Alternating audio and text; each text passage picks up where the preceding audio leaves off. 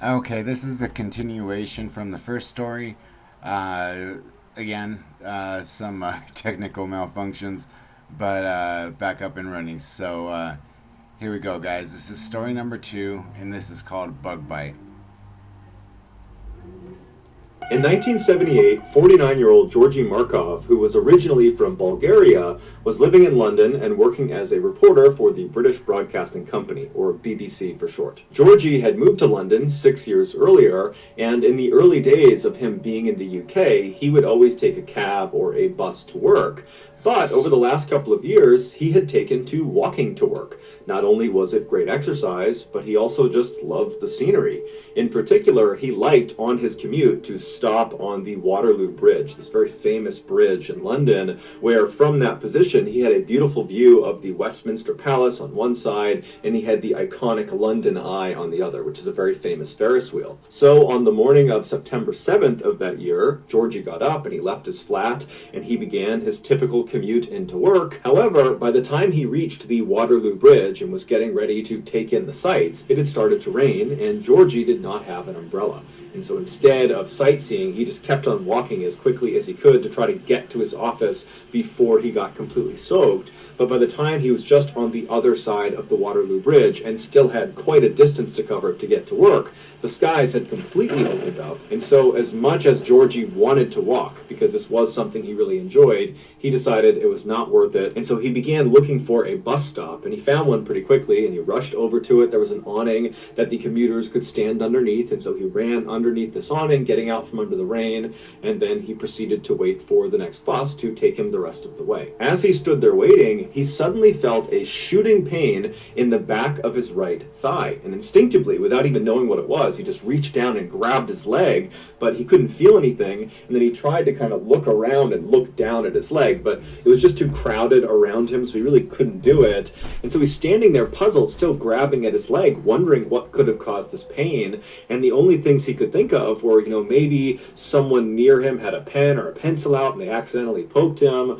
or maybe it's some sort of bug that bit him, a spider or a bee or something. He didn't know, but there weren't that many scenarios that made sense to him. But before he could spend very much time dwelling on what had caused this, the bus arrived, and Georgie turned around, he hopped on board, and by the time the bus pulled up in front of his office building and he had gone through the doors of the BBC, Georgie had effectively forgotten about this pain in his leg. But when he got up to his actual desk and sat down on his chair, when the underside of his thigh made contact with his chair, it sent that shooting pain into his leg, and immediately he noticed it. It was almost like he had a splinter stuck in the back of his thigh, and by pressing it down on the seat, it was driving that splinter deeper into his leg. And so Georgie stood up immediately, and he's grabbing at the back of his leg, and he's kind of craning his head to look down at the back of his leg, but he doesn't see anything there. And so he's standing there wondering what he should do. He's got a really busy day ahead of him, and he's thinking, should I maybe go to the bathroom and see what this is?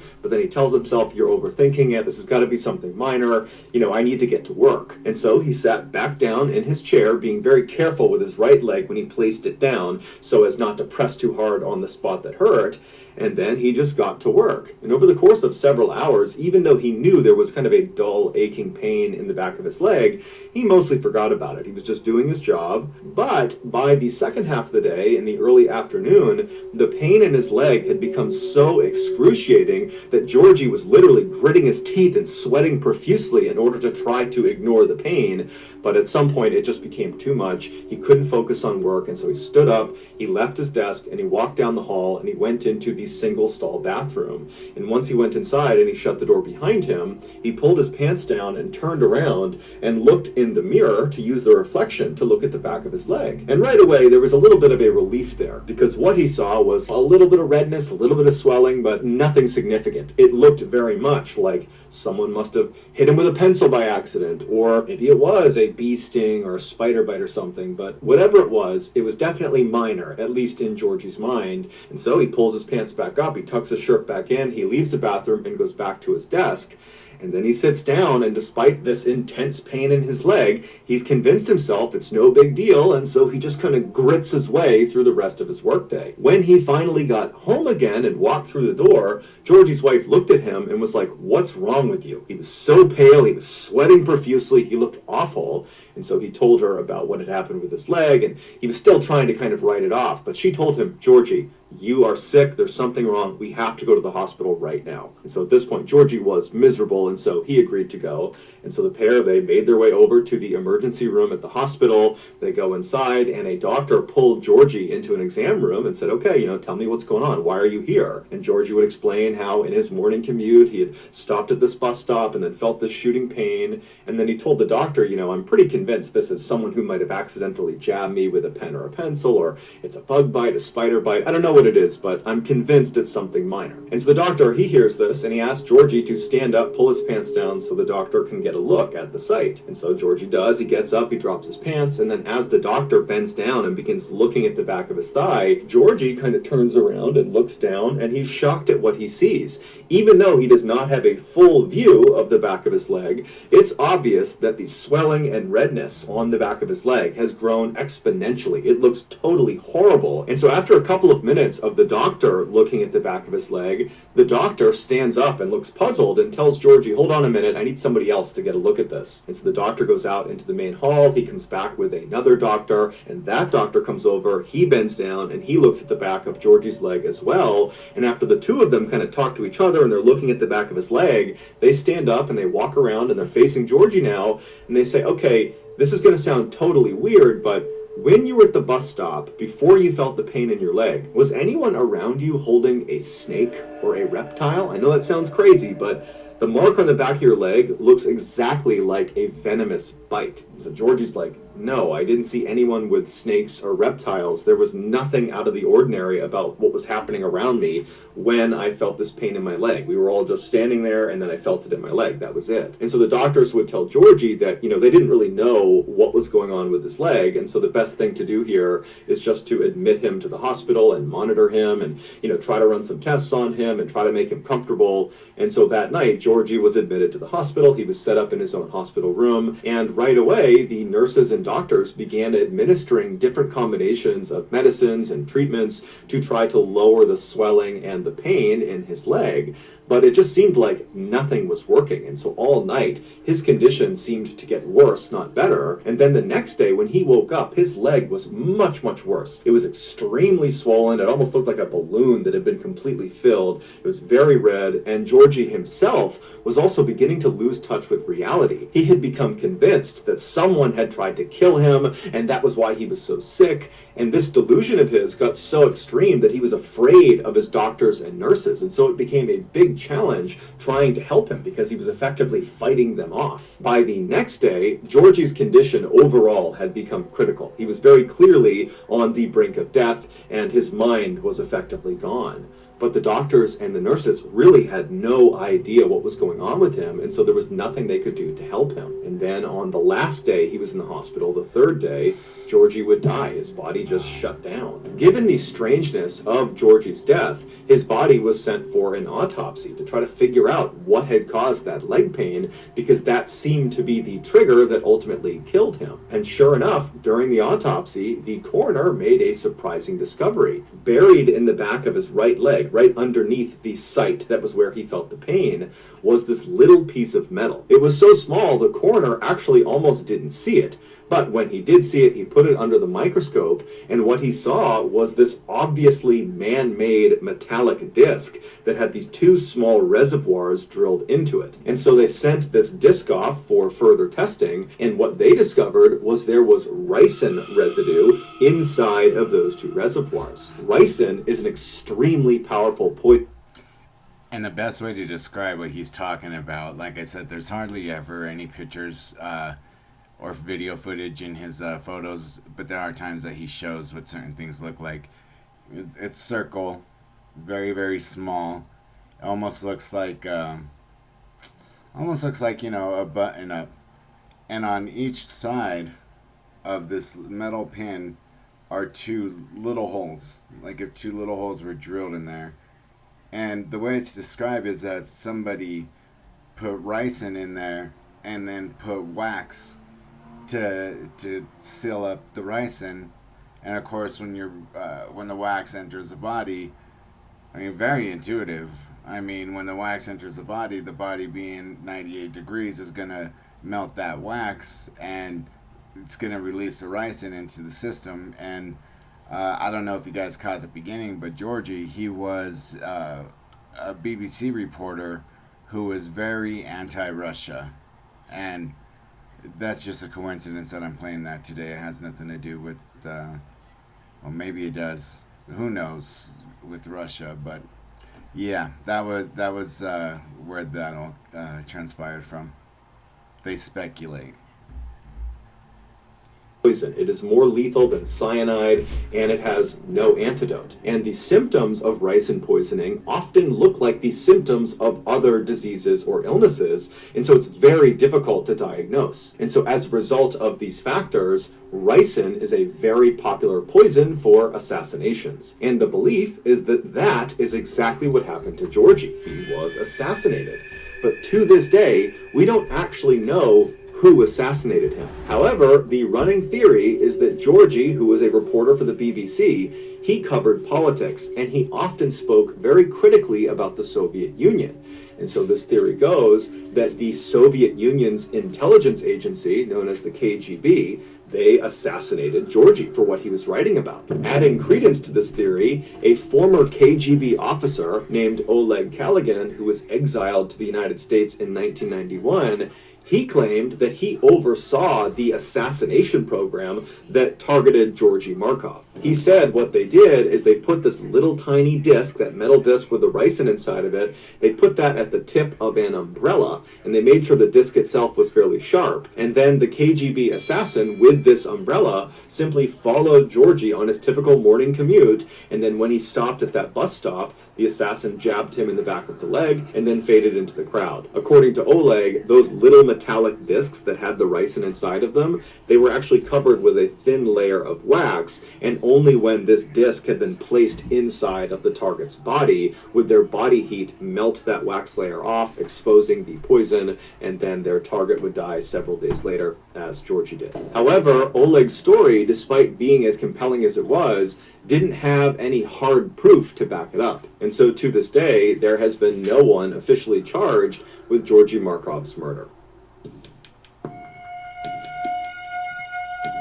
In 2006, 73-year-old Sherman Sizemore was the definition of a man's man. He had spent the bulk of his adult life doing one of the most dangerous jobs in the world, mining for coal in West Virginia. And while he was a coal miner, he apparently had lost track of the amount of times he had nearly been killed from mine shaft collapse and gas leaks. Later on in life, after his kids had all grown up, he had retired from coal mining and become an ordained Baptist minister. And despite his harrowing backstory and burly, intimidating appearance, he was known to be incredibly gentle and very calming to his parishioners. He was also known to be an incredibly devoted grandfather, to the point where if there was a chance to spend time with his grandkids, he would basically throw all of his responsibilities out the window to do that. But in January of that year, something changed in Sherman. He went from being this pillar in the community to being a deranged, paranoid lunatic. It all started on the afternoon of January 19th. Sherman and his wife Ruby were sitting in their home alone on the couch, just kind of doing their own things, when suddenly, out of the blue, Sherman just starts screaming as if he sees something in front of him that's terrifying him,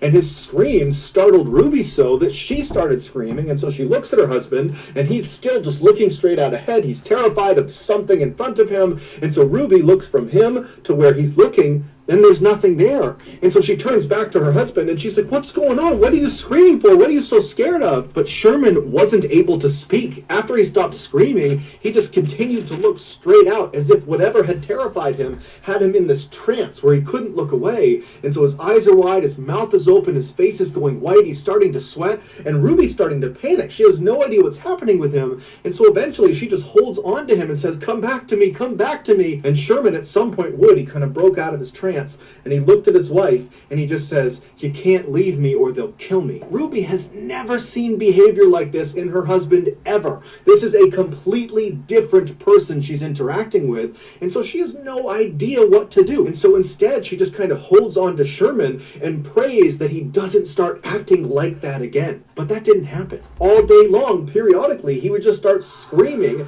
about something that Ruby couldn't see. Now, Ruby did consider calling 911 and getting medics out there, but his behavior was so unusual, and he was normally such a rock who was so competent, who was so healthy, that she didn't want to. She felt like he would just kind of get through this, that if they can just get through today and get into tomorrow, that he would be better. And so she just all day was comforting him and just dealing with these episodes. And then finally they got into bed that night, and Ruby's thinking, thank goodness, we're going to wake up tomorrow and things will be better. But when she woke up the next morning, it was very obvious Sherman had not slept at all. He was looking straight up at the ceiling. He looked worse than the day before. It was obvious that he was not back to normal. And so Ruby called the rest of the family and had them come over to figure out what they were going to do. But when Sherman found out his family was coming to his house, he told Ruby they can't come inside. He was afraid they and others were conspiring to bury him alive. The only person he could be around was Ruby, and his whole family had no idea what to do. Little did they know there was actually a very specific reason he was acting the way he was. A few months before January 19th, which was the day Sherman turned into this different person,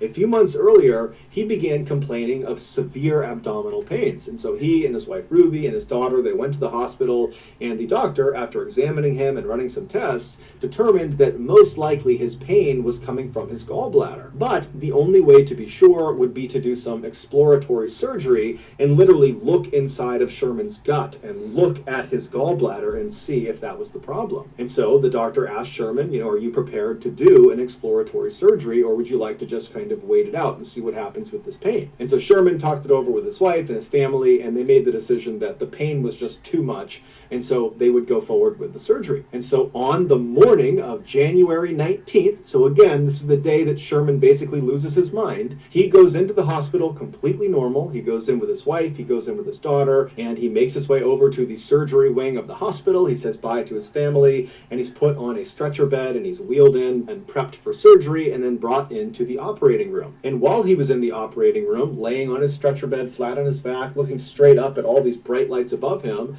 he just struck up some chit-chat with the nurses and doctors who were in the room, prepping the room for surgery, and they were also putting the IV into his arm. Then at some point, one of the nurses lowered the oxygen mask onto Sherman's face so the anesthesiologist could administer the 2-drug cocktail that would knock him out for the surgery. Sherman was scheduled to get something known as general anesthesia for this operation, where basically he would be completely out, he wouldn't feel anything, they'd do the surgery, and then he would wake up in recovery. And so once this mask was on Sherman's face, the anesthesiologist began pumping him full of the drugs that would make him be knocked out for the surgery. However, the anesthesiologist only administered one of the 2 drugs necessary for general anesthesia.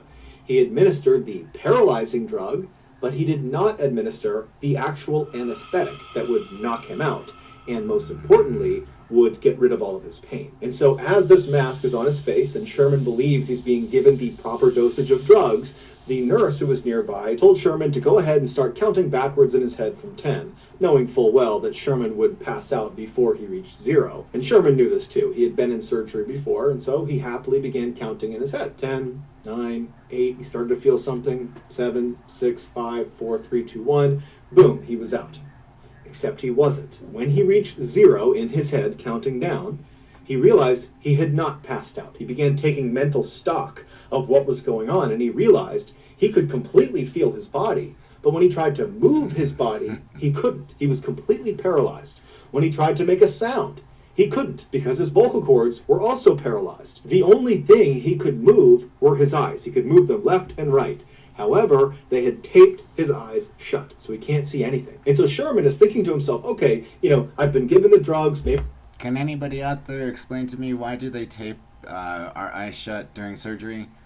I would guess, probably our muscles, would force them open and something, some debris or something might occur, but I never quite understood that one, taping the eyes shut. So if anybody knows why, could you let me know? Maybe they're slow acting. Any minute now, I'm going to drift off to sleep, and this will just be a distant memory. But after a few seconds, he's hearing the doctors and nurses in the room. He can't see them, but he hears them. They seem to be moving towards doing this operation, and he's still awake. And so Sherman becomes frantic and starts flicking his eyes left and right as fast as he possibly can. And the rapid eye movement actually loosened the tape on both of his eyelids, and it created a tiny slit that he could actually look through. And what he saw terrified him. The surgeon was walking over next to him. He was getting his gloves on, and then the surgeon says, "Scalpel." And the nurse hands him this chrome metallic blade, and the surgeon takes the blade and begins cutting into Sherman's midsection. Sherman felt everything, but Sherman couldn't do anything about it. All he could do was rapidly flick his eyes left and right in hopes one of them would see that he was awake, that he was feeling this. But no one was paying attention to his face, so they didn't see his eyes moving around. And so the surgeon continued to cut into his midsection until he had cut out a fairly significantly sized hole, at which point the surgeon hands the scalpel to the nurse and says, "Clamps," at which point the nurse hands him what looks like a torture device, and the surgeon proceeds to use these clamps to pin segments of Sherman's skin that has just been cut open to his body to basically keep the hole open. And then the surgeon began tugging on the outsides of this hole in Sherman's midsection, making sure it was big enough that he could actually get a good look into his body. And every little tug is sending lightning bolts of pain into Sherman's body. But again, all he can do is flick his eyes left and right, and no one's paying attention. Scope, the surgeon called out for, and the nurse handed him a camera that he jammed into Sherman's gut. And then the surgeon said, "Suction," and the nurse got what looked like a vacuum and pressed it inside of this open wound and began sucking out fluids from his body. The pain Sherman was experiencing is unimaginable. Every second felt like an eternity. Forceps, the surgeon called, and the nurse handed him these metal prongs that he put inside of this hole in Sherman's body, and he used them to dislodge his gallbladder so he could get a better look at it. By this point, Sherman wanted to die. He was no longer flicking his eyes left and right. He was just looking straight out, hoping someone would finally see him. And someone did. One of the nurses standing next to the surgeon looked up at Sherman's face and saw Sherman looking back, terrified at the nurse, at which point the nurse yelled out, "Stop, he's awake, he's awake!" And the surgeon practically faints, and he looks over at the anesthesiologist and he calls him, "Get over here and fix this." And so the anesthesiologist comes running over from the side of the room. He gets up next to Sherman and begins pumping him full of painkillers. And as he's doing this, he has this moment of clarity. He remembers he didn't give him the anesthetic. And so as these new painkillers that have just been introduced begin to take their effect, Sherman's eyes go from being terrified to glazed over, and he does pass off to sleep. And so now he's out and he can't feel anything. But now the anesthesiologist and the medical team realize they have a very big problem. This patient just experienced 16 minutes of surgery and felt all of it. And at the end of it, when he wakes up, he's going to remember it, and he's probably going to file a lawsuit against the hospital. And so a decision was made. It's unclear if the anesthesiologist acted alone or if the entire When you hear this is absolutely, and I don't curse a lot, but this is absolutely fucking wrong and stupid that the hospital would even do this. I know at the hospital that I worked at the VA, they actually left clamps inside of a patient. I mean, that's why you have a room of these, highly experienced individuals with hundreds of years of, combined experience in their field. And yeah, I get it. We're all human. We make mistakes. But that's why there's kind of those checks and balances in place, so stuff like this doesn't happen. But to do what these people are about to do, team was in on this, but regardless, the anesthesiologist administered an additional drug after giving all these painkillers. This additional drug was called midazolam, but it's better known as the Amnesia Drug. And like its nickname implies, anyone who gets it will forget what has just happened to them. And so the idea was, by giving him this Amnesia Drug, he won't remember the trauma he had suffered through during the surgery, and so wouldn't file a lawsuit. And so after he was given this drug, the medical team, they went back to doing the surgery, they completed it, and they got him back out to recovery. And then when Sherman woke up in recovery, he did not remember what had happened to him inside of the operating room, at least not consciously. Those horrible 16 minutes had been implanted on Sherman's subconscious. Basically, his body recognized that he had experienced extreme trauma. However, the amnesia drug wiped away the memory of how he received that trauma. So there's this big disconnect in his memory. And so when Sherman came to in the recovery room, he immediately sensed something was horribly, horribly wrong. He was scared, he was anxious, he had this incredible sense of dread, but he had no memory to tie these feelings to. And so as Sherman is sitting in recovery, he must have tried to kind of hide the way he was feeling because he didn't even remotely understand it. He had been completely happy and normal going into the surgery, and now a couple of hours later, he's a complete mess. And so he leaves the hospital that day on January 19th. He goes back to his house and he sits on the couch with his wife, and as he's sitting there, suddenly these horrible feelings he's having, they become too much, and he basically has a panic attack, and he starts screaming out, and he's terrified of something, but he doesn't know what it is. And then over the next couple of days, he began having these flashbacks where he would access the actual 16 minutes of torture he went through, but when he would see someone cutting into him and opening his chest up and sucking things out of it, he didn't think, that happened to me, and that's why I feel this way. Instead, he thought it was just this horrible nightmare that he couldn't escape from. And so his family did eventually start getting doctors and psychologists and all these people involved to figure out what was wrong with him. But before they could figure it out, the whole situation had just become too terrible for Sherman. And so on February 2nd, just 2 weeks after he came out of that surgery, he would take his own life. His family was unbelievably heartbroken. It didn't seem real that this had happened. And so they would continue to dig and figure out what went wrong. And they would finally get their hands on the medical report from the gallbladder exploratory surgery on January 19th. And after giving it to another doctor to look over, this doctor discovered that Sherman had in fact experienced 16 minutes of something known as anesthesia awareness, where you are awake or feel a portion of your surgery. And shockingly, this happens to 20,000 people a year. However, Sherman's case, forgetting the amnesia drug, just literally what he went through, 16 full minutes of this really intensive surgery that he felt, that is an absolute rarity. That does not happen very often. Sherman's family would go on to sue the hospital, and they would be awarded an undisclosed amount of money from the hospital in 2008. So that's going to do it, guys. If you got something out of today's episode and you haven't done this already, please offer to make the like button a nice oregano grilled. You know, why don't you guys do me a favor and go over there and show Mr. Ballen some love for this, because, I mean, that is such a horrible story. I couldn't even fathom. It's terrible. And to be such a loving human being is just, oh my goodness, it's just awful.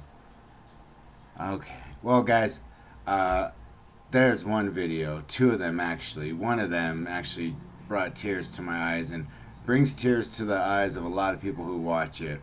A little bit of a history lesson. I don't know if I'm going to get it out here in the next hour or so. I have some errands to run. When I get back, I definitely will, and I think you guys will enjoy it. But as far as today and the videos that I have uploaded, I hope you guys are enjoying them, and yeah, feel free to subscribe, like, and yeah, use the bell notifications for whenever I upload videos. Until then, you guys take it easy and be safe out there.